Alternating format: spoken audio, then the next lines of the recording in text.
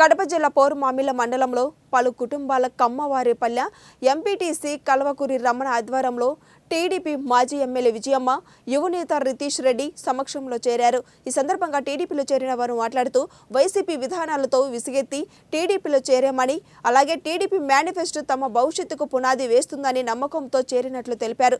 ఈ సందర్భంగా పోరుమామిళ్ల పట్టణంలోని అంబేద్కర్ సర్కిల్ నుండి వారి కార్యాలయం వరకు పాదయాత్రగా వెళ్లారు।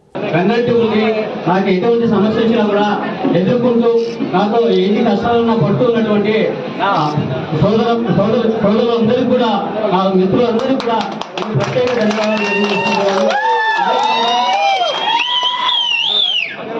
అభిమానం ఉన్నటువంటి వారికి కానీ చాలా మందికి మేము తెలియజేయడం జరిగింది। నిన్న ఉదయం నుంచి కూడా కొందరు చాలా మందిని ఆపడానికి ప్రయత్నం చేశారు। సరే, నేను ఒకటే చెప్తా ఉన్నా, ఈ రోజు నుంచి తెలుగుదేశం పార్టీకి ఒక సోల్జర్ గా పనిచేస్తానని చెప్పి